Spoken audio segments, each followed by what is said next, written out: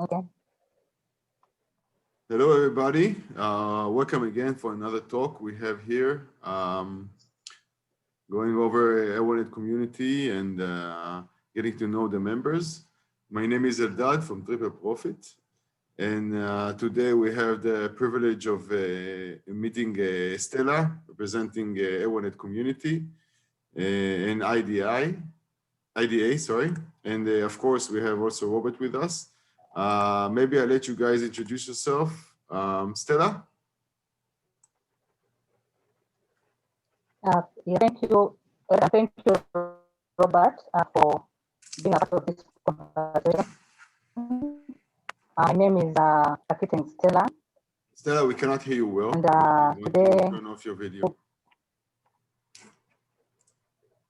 Yeah. Okay, sorry about that. My name is Architect Stella, and I'm the program director for the Cultural Development Agency, which is a member of EAWANET. EAWANET is Eastern Africa Workers Association that I also happen to coordinate. And the Eastern Africa Workers Association majorly works towards fostering regional integration. And we envision a region where the people of Eastern Africa work on matters that are people-centered and people-driven. So we want to see mutual cooperation, mutual solidarity, and then peace building in the Eastern Africa region. But of course, we work with EAWANET works with different regions as well that are not part of the Eastern Africa region. So briefly, that is that. Before I enter into the other bit of idea. Thank you. Thank you, Stella. And I would just mention that Triple Profit and EAWANET are collaborating for a while already. And in this collaboration, we were able to host and to have those meetings with several organizations all over Eastern Africa, in purpose to support and to empower the communities and people that are working in the field. Stella, I'm sorry. Oh. I thought Robert left us. Maybe Robert can join us again. Ah.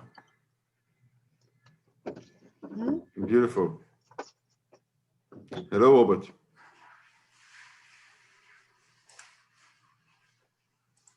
Robert, can you hear us? Hello.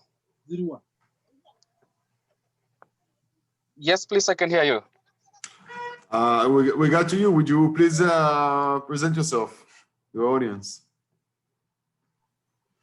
Yes, thank you so much. My name is Robert Komakech, and I'm a member of the board with IDEA. I oversee technical support, especially in programming and looking towards the change area, what we call monitoring evaluation. It's a pleasure being here to share my in-depth understanding and the role I'm playing in between. Thank you. Thank you. Beautiful. So maybe we'll start by you tell us a bit about yourself, how you got involved and where you're coming from in your field of action in the organization. Yes. Thank you so much. As I earlier mentioned, I have a background in information technology and also skills in leadership and management. I hold several training and postgraduate in project planning and management and monitoring evaluations, where I do expertise in basically on data management, digital research, and also accountability and working close hand in hand with the community to provide feedback and response mechanism. So with IDEA as a board member, I've provided a typical technical support in ensuring that the program that we do touches base and we have impact on the community. Besides that, we also look at having that the government are accountable, the policies that are brought on board, duly done research on them, and then assist that they are very workable and practical at the field level. Yeah. That's Of course, that's when very we talk of quality assurance, we do a lot of, yeah. yes, please, yes.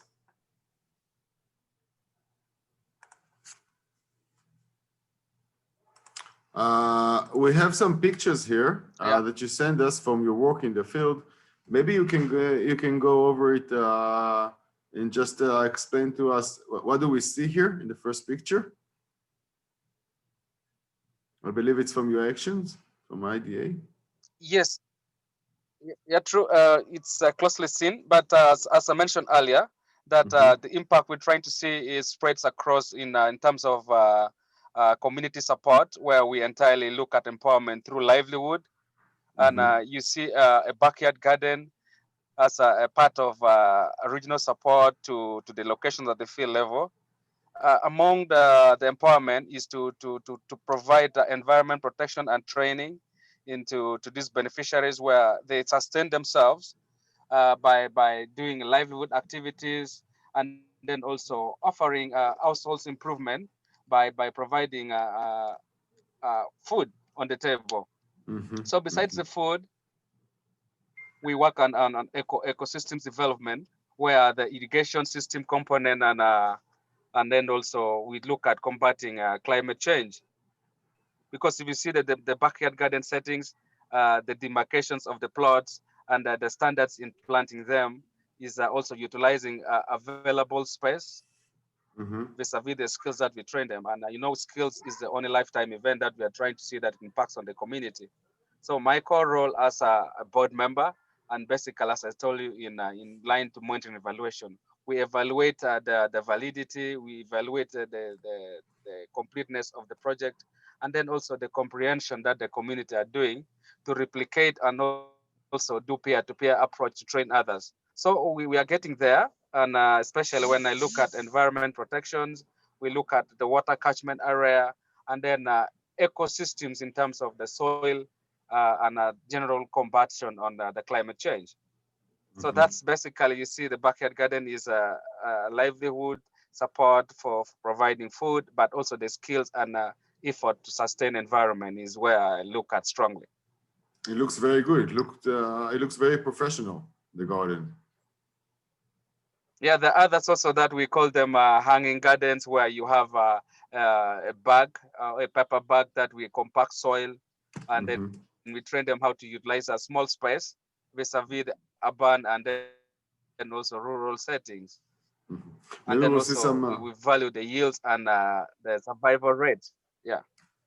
Mhm. Maybe we Thank have you. a Over look to you. at some other pictures. I see here also. Um, maybe you take us through those pictures as well. As you see, the young boy there, that's a 13-year-old Mm-hmm. boy who was a person with disability or a child with disability. Our comprehension support is to see that inclusiveness in terms of regaining the dignity of life are too much catered for. So as you see, the child initially did not have means of mobility properly. And our projects look at advocating to look for alternative ways to see that they're also included. So you see, it's part of humanity support, and then inclusive support also looks at child with disability, empowerment of women. So our project lobbied, and we managed to get a wheelchair for the boy there you see, and then on the very far from what I mentioned earlier.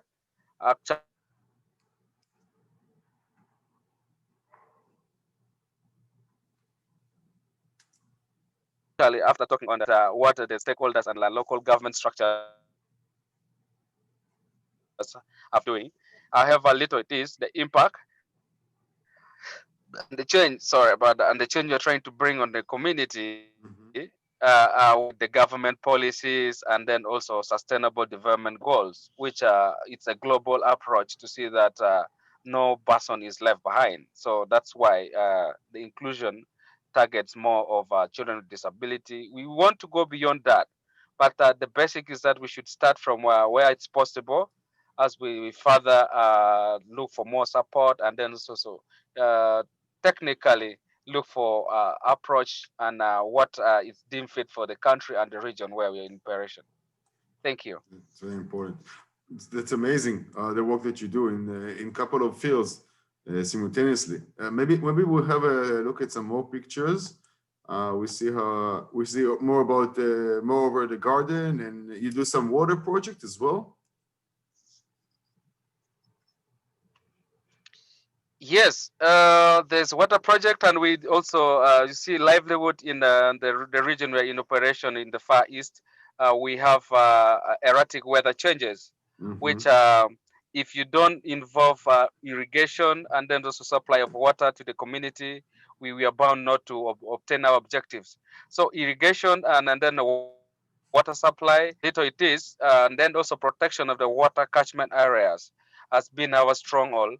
And supposing you're doing a livelihood project for its obtain objectives and also to bring market avenue to this beneficiary that we're supporting, we really need to look at the climate component and also the value chain that's coming on board.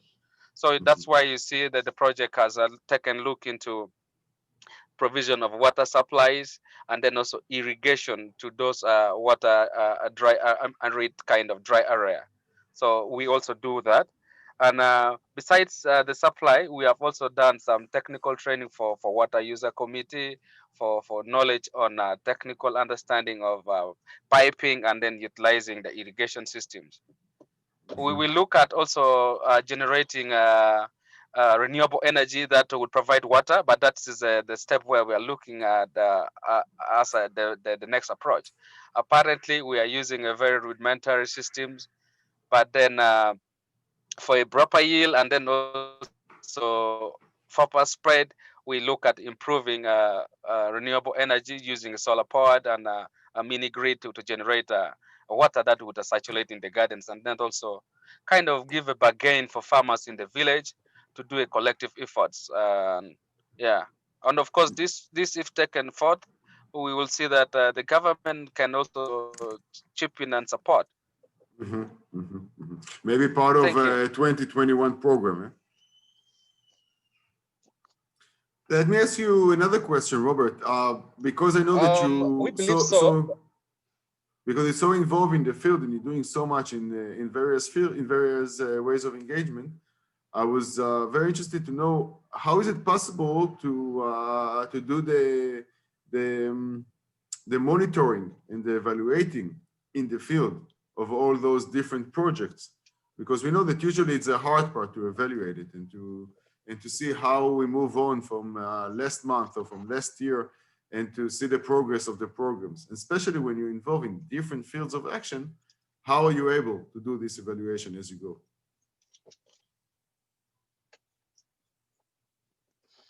Yes. Thank you so much. You see, when you're doing an intervention, we always do participatory approach. We have led what is called a commented approach in our project. Mm-hmm. So how we do our monitoring is through a structure that we also have a local monitoring committee and we have some volunteers who entirely support us through reporting. And then also we have taken them through a training on monitoring evaluation and data capture. So my key role is to ensure that the quality data are collected. I also do some basic quality data assessment. So by doing this, we have been documenting learning and more significant stories, especially in the area that we have already trained people like irrigations and water, and then also livelihood in supporting. So what we manage to do is before the training, we do what is called pre-training assessment to ascertain their skills. And then after the training, we also do post training evaluation. We evaluate whether the skills we impacted on them are taken ahead. So after Mm-hmm. that, we do joint monitoring collectively with the local structures as sub-counties and then also the program team. So my technical role is to see that their involvement also provide an oversight role to see that we collectively do something. Mm-hmm. And We have also been doing plan targets versus achieve evaluation, where it's kind of conducting routine review of the project versus the cash, the budget that we have put on board. So as the middle point, we always do mid evaluation, whether we quarterly we are in a trajectory line of the project activities or whether we are not progressing. So, but in that point, I usually try to harmonize because of limited resources. I try to harmonize with value for money assessment. Of course, besides the value for money, we have done so much community dialogues and sensitization to see that we get the feedback from the beneficiaries. We looked into opening up a space where we listen and also provide feedback. So the accountability and response mechanism has been a very stronghold in monitoring and evaluating the impact. So if we have more complaint coming or more area that need redress, is where we said, okay, our project has some area that needs to be fixed. And then also we have had so many areas where, like in the irrigation and the livelihood, where we have been appreciated. You go for a community dialogue, you have a topic clearly stated, said that for us, we don't have so much to say, we're appreciating the little you're put in place. So that in point, we evaluate that our impact are also getting on board. And then routine data collections, basically quarterly for post-harvest monitoring for the project that we are supporting livelihood. We do post-harvest. We have supported you to start small. How much have you generated out of your farm? What were the challenges? So those are the kind of the monitoring and assessment that we are trying to do to see that our programs are informed from the field perspective. Of course, as you know, the Ministry of Agriculture and Animal Husbandry also do a lot of research. So we do a proxy reading on the climate, the weather forecast. So those are some of the projects that some of the support. And we only measure the critical observation that comes from the field, and that's where we put our efforts to really make clarity on them.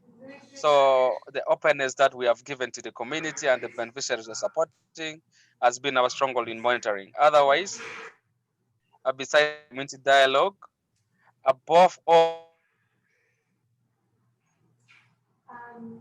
we did volunteers, and there's so many people who wanted to volunteer, but because of space and also a little cost that we would need to incur, has also made us to know that if people are interested to come and volunteer with us, and then also government are willingly taking up responsibility to support us in monitoring jointly, I think we're on track. But the SWOT analysis, we did the strength, we check our weaknesses, and then also the opportunities that we have in within and the threat. Of course, all these are regulated by the government. We have some policies that does not allow gathering of so many people. The COVID came in on board and also took us aback, but we are on our feet because we are doing remote support. Yeah, Of thank course. you. Robert, I have to tell you that, as we said, evaluation and measurement are always challenging. And usually we have many organizations who do parts of evaluation, if it's questionnaires or collecting data or do different techniques to be able to measure, to evaluate the process. And it sounds like you guys really got it in the holistic way. You really cover it from all angles, and it's very impressive.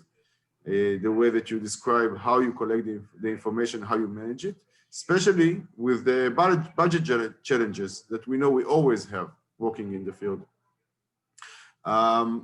From here, I would like to move on to Stella. Maybe Stella, you present more than everybody the bridge between IDA and EAWANET. Maybe we'd like to tell us a bit about a connection between the organizations.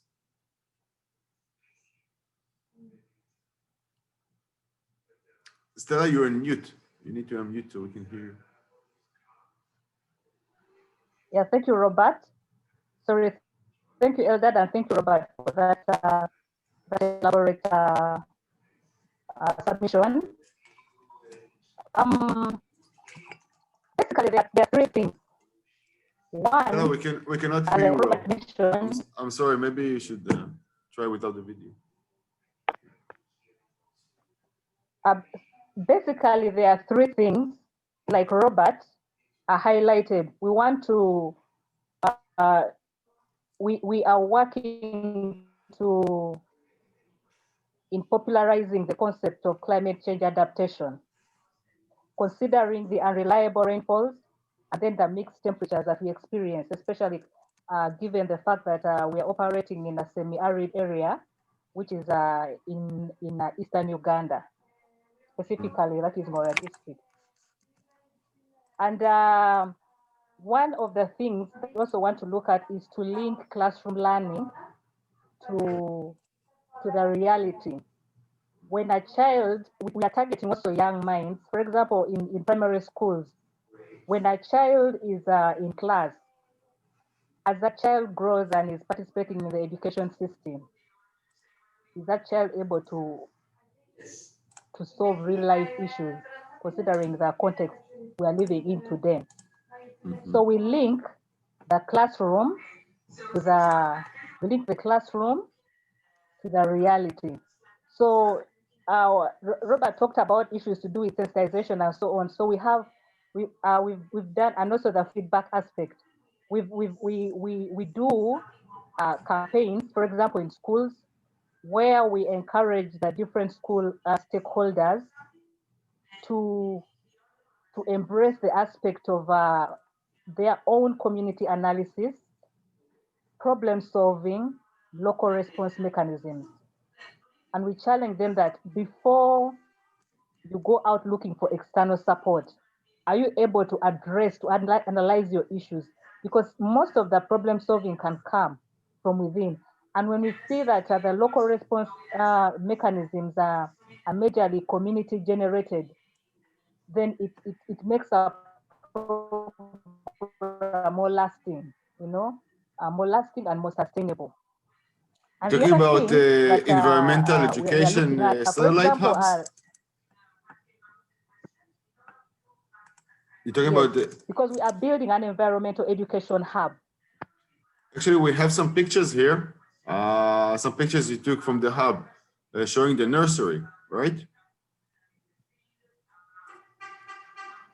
Now, for example, that is a satellite environmental education hub.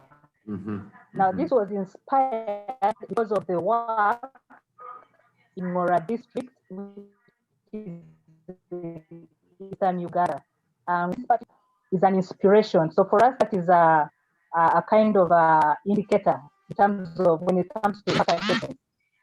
It becomes an indicator for us, something that we can use to measure our impact over time. So that one specifically is in Kampala.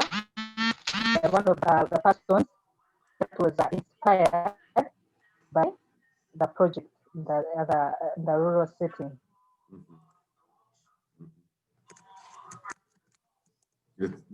That's very impressive, because I know it's very hard to do those projects usually in the city landscape. Can you tell us more a bit about the involvement and significance of EAWANET on IDA?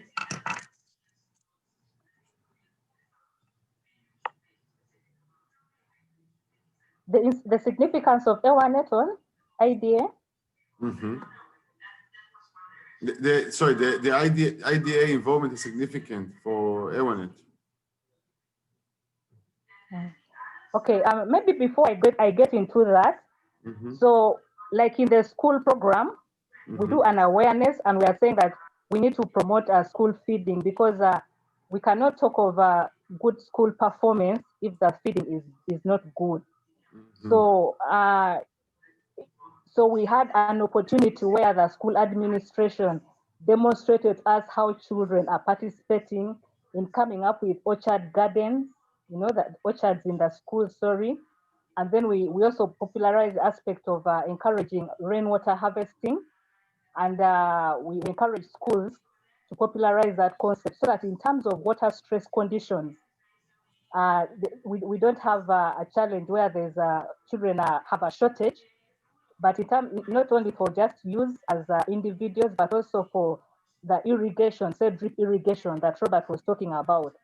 So that nursery bed that you saw there was in one of the schools that the administration was showing us, which is Atira Primary School in eastern Uganda.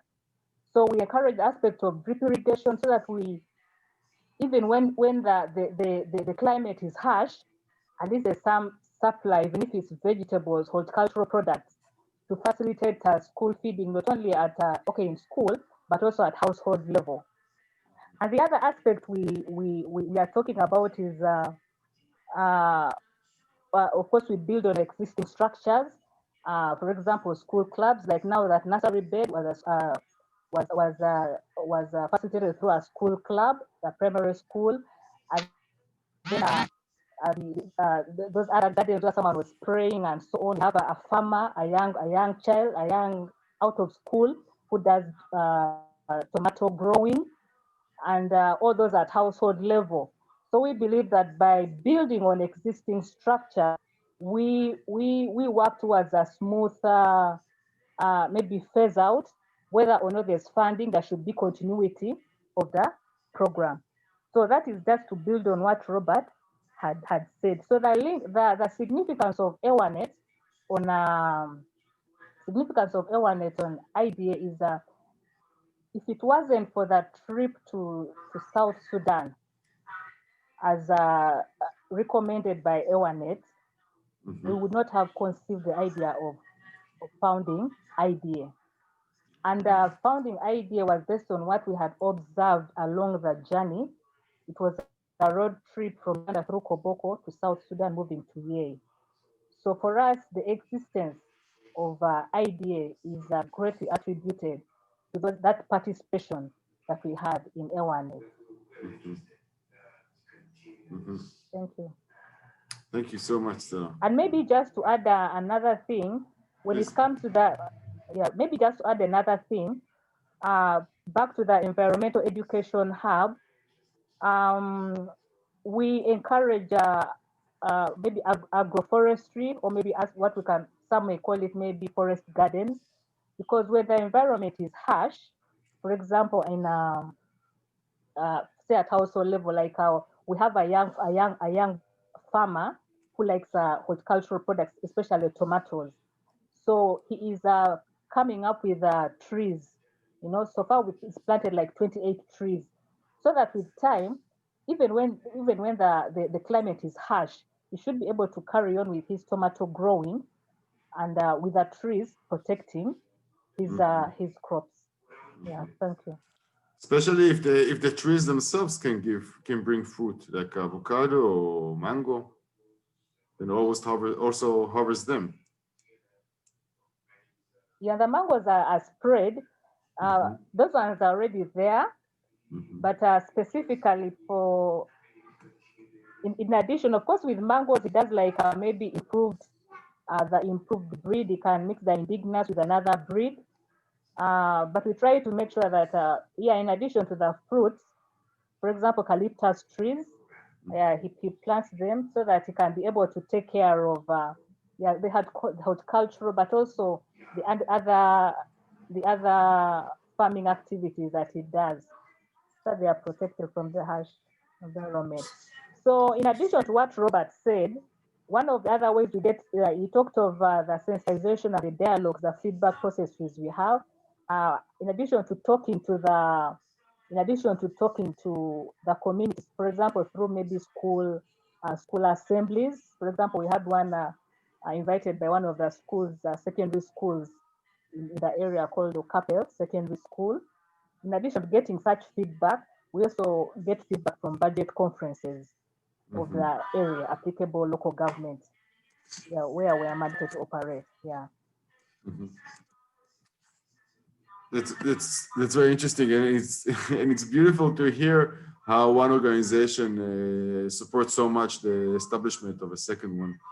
It's always good to hear how those organizations keep growing and affecting each other. It's so important, especially that when we're talking about a net of organization, a great net like EAWANET.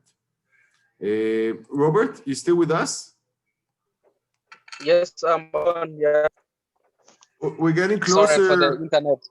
It's very okay. It's very okay. We're getting closer actually to conclude the conversation. And I have a last question for you. I would really be pleased to hear your opinion about Agenda 2063, the Africa that we want. We know we're talking about an integrated and prosperous, peaceful Africa, driven by its own citizens and representing a dynamic force in the international arena. What would you have to say relate to this agenda, and how do you see the organization getting involved as you move forward? So, I think taking a look in this, the citizen at the grassroots level. So for Agenda 2063, the Africa we want is the space. I look at the space for free operations, and when there is space given to the operate, that means there exists a good governance. So and the good governance is in Africa, would allows freedom of mobility. That means I can move to market, and also I can move around to also look for better opportunities. And I look at more of inclusive development approach in Africa, and that's a very core perspective, because for a peaceful citizenship and then so contribution, there should be inclusive development approach. So my core observation here is that the citizen needs also a mindset change. It's not that we would be waiting for the central government, because the little that we are contributing as a community, as a organized structures, or maybe organization, civil society, are what also informs government in terms of policies. So if we look at the bottom-up approach in a development perspective, I also look at in integrated development, I look at more ownership and also possibility for energy and environment support. Where we are going now, you know very well the climate change is real. So giving more chances for the community through civic education and engagement would enforce peaceful coexistence between the haves and the haves nots, or the minority classes that are basically thought of. So that's my observation. But if there are good governance, there's freedom of movement around, inclusive development approach, we would be there with some core aspect of development. So that's where citizens' participation become very core. Yeah. Very wise word. Very wise words, Robert. Thank you so much.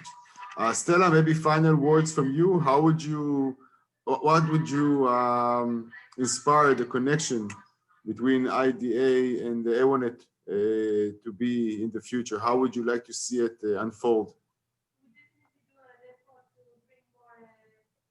I think it's already unfolding. You want to see a stronger cooperation in terms of just like other member organizations. We want to see more joint projects within member organizations like IDA with EAWANET, and already that is rolling out. So we want to see an EAWANET where member organizations, the network, and equally where the network builds organizations. Thank you so much. Sorry, we couldn't hear you. Sorry. Yeah, because that would be more sustainable other than the traditional way of members waiting for a network to, to build them and sustain them. I think it should be two-way because it will be more sustainable that way. Thank you so much for joining us in this meeting. It was a pure pleasure to have both of you. It's amazing what the IDA is doing in the field and how much you're involved in so many fields, and those great tips of better measurement and evaluation. I'm sure that the viewers can learn a lot from what you're doing. And we wish you, of course, to continue the good work and to create the impact you're looking for in the field. And of course, with the connection of EAWANET and being part of the great net organizations in Eastern Africa, to create the general and the more regional impact and to help people, especially in those times, especially starting 2021 pretty soon, and trying to create a better life for all the people.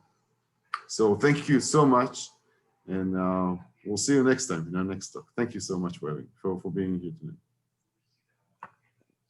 Pleasure. Thank you too. Yeah.